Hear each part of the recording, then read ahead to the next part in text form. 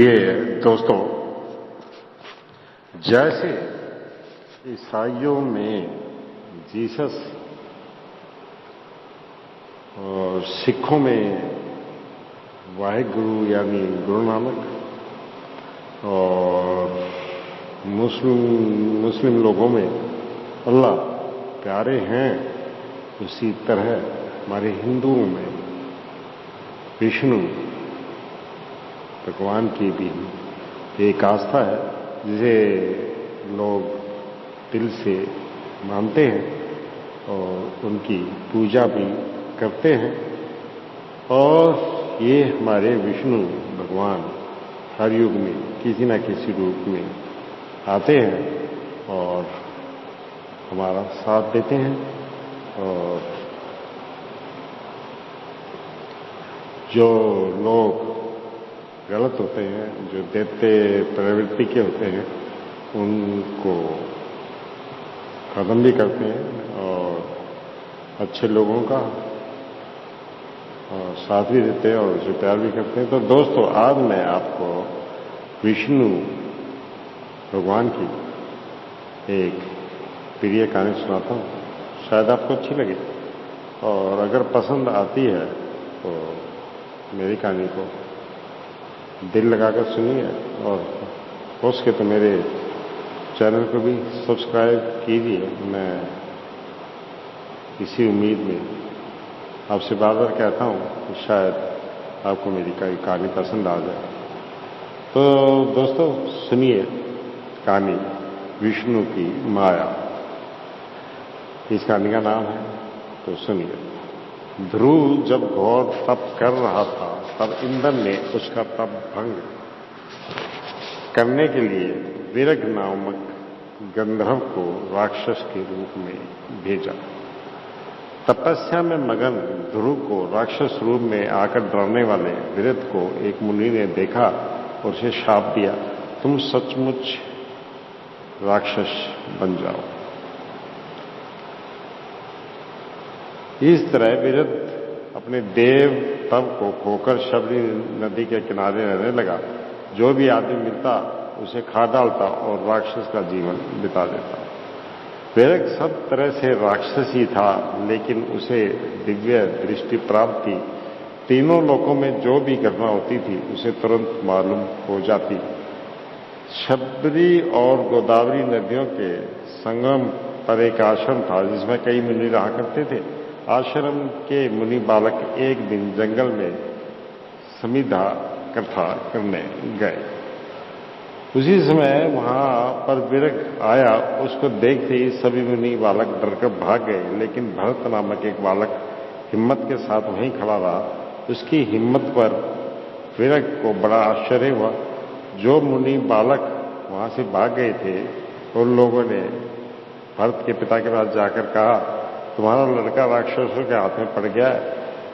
भरत का पिता दौड़ते हुए आया और अपने पुत्र को वश में किए हुए विरग से प्रार्थना की, मेरे यही एक लड़का है, चाहे तो मुझे खाकर इसे छोड़ दो।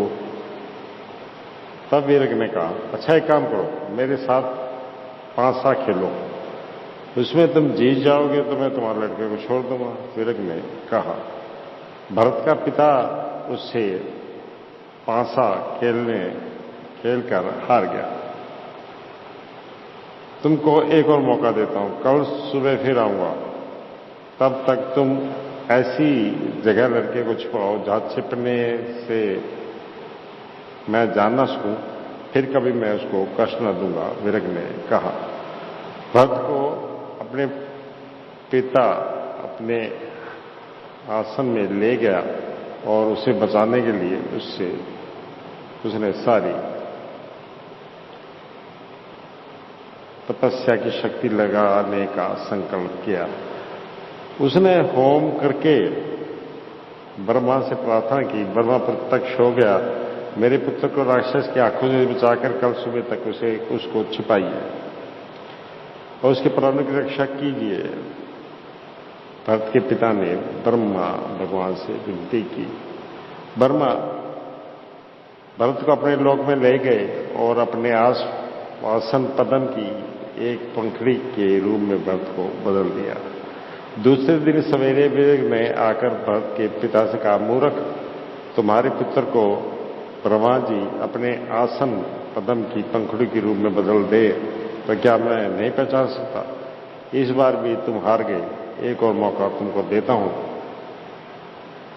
इस बार तुम अपने लड़के को और भी सावधानी से छिपाओ, कल सुबह फिर आऊंगा, ये कहकर विरग चला गया। इस बार भरत के पिता ने शिव जी भगवान से प्रार्थना की। उसकी प्रार्थना पर प्रसन्न होकर शिव जी भगवान प्रत्यक्ष हुए। भरत के पिता ने जिस प्रकार ब्रह्मा भगवान से प्रार्थना की थी, उसी प्रकार शिव जी भगवान से प्रार्थना की। शिव जी भरत को कैलाश में ले गए और उसे कुमुद के रूप में बदल दिया और पार्वती के कान में लगा दिया। विरग ने दूसरे दिन सुबह आकर भरत के पिता से कहा, तुम्हारा पुत्र कैलाश में पार्वती जी के कान में कुमुद बनकर छिपा हुआ है। मैं पहचान गया हूं।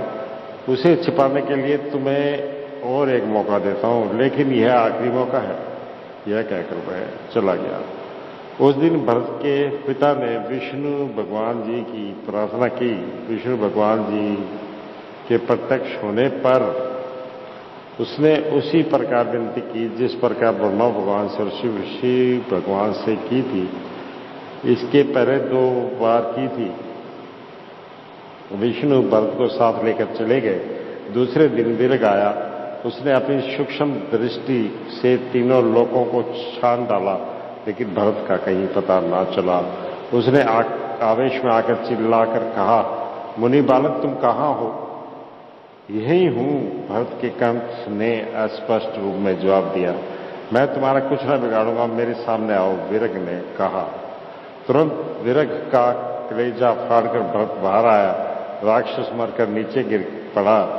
इसके साथ ही विरग का शाप भी जाता रहा और वह फिर गंधर्व बन गया। भरत के पिता को प्रणाम करके वह स्वर्गलोक चला गया।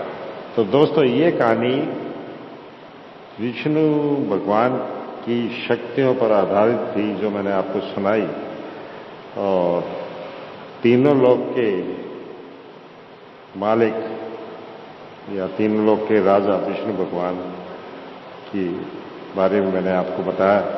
तो कैसी लगी आपको ये कहानी? सोचिए और सोचकर बताइए भी। और बताना तो आपने कुछ है नहीं, लेकिन मैं तो यही उम्मीद करता हूं कभी न कभी तो आप बताएंगे ही। चलो, जैसे भी है, जब भी दिल करे बता दीजिएगा। मिलता हूं आपसे फिर बहुत ही जल्द एक और कहानी के साथ। इंतजार कीजिएगा। धन्यवाद।